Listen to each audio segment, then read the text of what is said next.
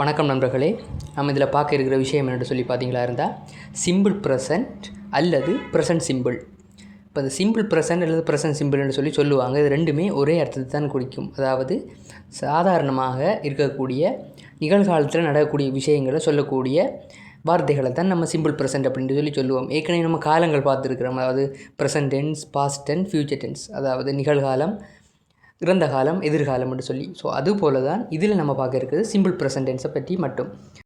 So இந்த simple present டென்ஸில் என்ன விஷயம் இருக்குதுன்னு சொல்லி பார்த்தீங்களா இருந்தால், இப்போ சிம்பிள் ப்ரெசன்ட் டென்ஸ்ன்றதையும் விட எல்லா காலத்துலேயுமே ஒரு 3 விஷயத்தை பொதுவாக நம்ம பார்ப்போம். முதலாவது பார்த்தீங்களா இருந்தால் பாசிட்டிவ், அதாவது நேரான சொற்களை நம்ம சொல்கிறது, நேர்மறையான செயல்களை நம்ம குறிப்பிட்றதை பற்றி. இரண்டாவது நெகட்டிவ், அதாவது எதிர்மறையான நிகழ்வுகளை குறிப்பிட்றதை பற்றி. உதாரணத்துக்கு, நான் இன்றைக்கு வேலைக்கு செல்வேன் என்று சொன்னால் அது நேர்மறை, நேராக நாம் போகிறேன் என்று சொல்கிறது. நான் இன்றைக்கு வேலைக்கு செல்லவில்லை என்று சொன்னால் அது எதிர்மறை, நான் வேலைக்கு போகலை என்று சொல்கிறது.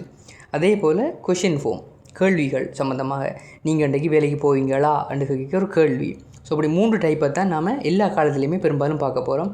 ஸோ வாங்க இந்த சிம்பிள் ப்ரெசன்ட் அல்லது ப்ரெசன்ட் சிம்பிள் என்று அழைக்கக்கூடிய சாதாரண நிகழ்காலத்தில் நடக்கக்கூடிய விஷயங்களில் எப்படி நாம் இந்த 3 விதமான விஷயங்களை, அதாவது பாசிட்டிவ், நெகட்டிவ், கொஷின், இந்த ஃபார்ம்களை எப்படி நம்ம பார்க்குறதுன்றதை ரூல்ஸ் படி பார்ப்போம். ஸோ மறக்காமல் சேனலை சப்ஸ்கிரைப் செஞ்சு கொள்ளுங்கள். எதுவும் டவுட்ஸ்ன்னு சொன்னால் கமெண்ட் பண்ணுங்கள். வீடியோ லைக் பண்ணி ஃப்ரெண்ட்ஸுக்கும் ஷேர் பண்ணி கொள்ளுங்கள். ஸோ வாங்க வீடியோக்குள்ளே போகலாம். ஃபஸ்ட்டு பார்த்தீங்கன்னா பாசிட்டிவ்ன்றும் போது நேர்மறையான செயல்கள் அப்படின்றத குறிக்கும். இதில் பார்ப்போம், நம்ம ஏற்கனவே சொன்னோம் I, you, we, they, he, she, it, இந்த இவ்வளவு சொற்கள்லையும் தான் நம்ம தமிழில் பார்க்குறது போல் தன்மை, முன்னிலை, படற்கை என்ற இந்த 3 விஷயங்கள் அடங்கியிருக்குன்னு சொல்லி.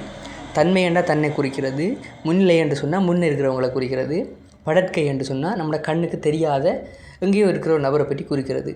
ஸோ இதில் இங்கே ஆங்கிலத்தை பொறுத்த வரைக்கும் பார்த்தீங்களான்னா தன்மை என்றும் போது ஐ. ஸோ அதுக்குரிய உதாரணத்தை பார்ப்போம். ஐ ஏம்.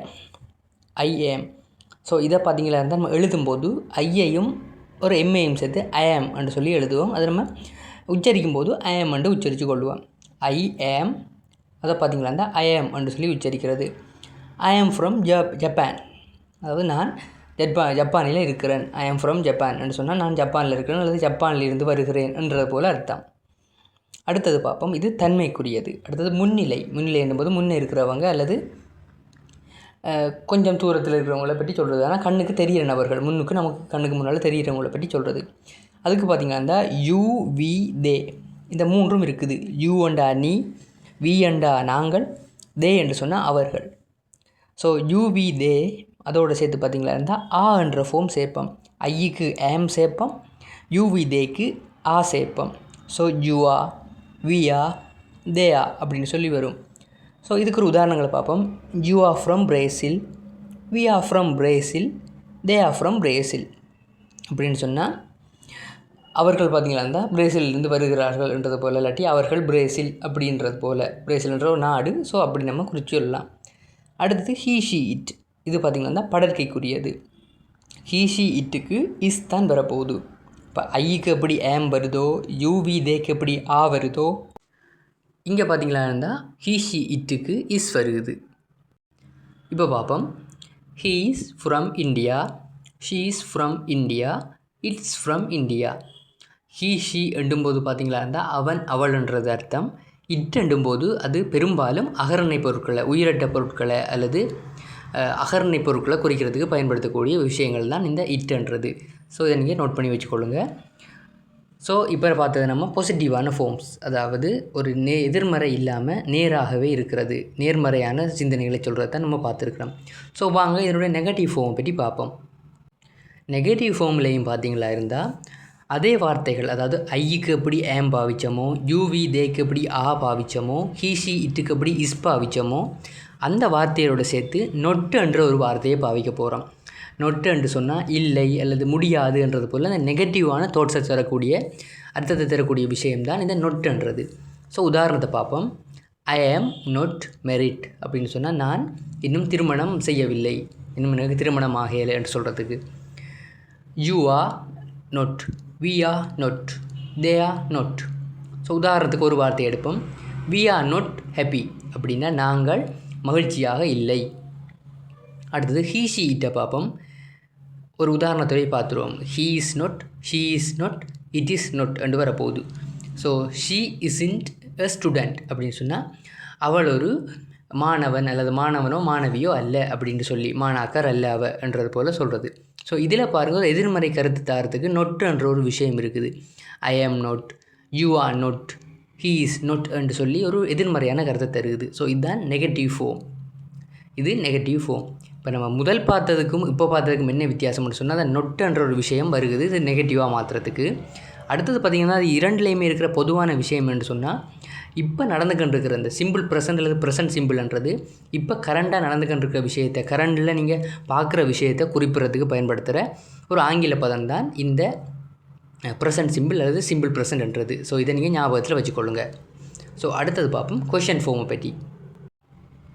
கொஷன் ஃபார்மில் பார்த்தீங்களா இருந்தால் நம்ம ஏற்கனவே பார்த்துருக்குறோம் I, you, we, they, he, she, இட்டை பற்றி. ஸோ இதில் ஐக்கு பார்த்தீங்களா இருந்தால் ஏமை பாவிக்கணும், யூவி தேக்கு பதிலாக ஆவை பாவிக்கணும், ஹீஷி இட்டுக்கு பதிலாக இஸ்ஸை பாவிக்கணும்.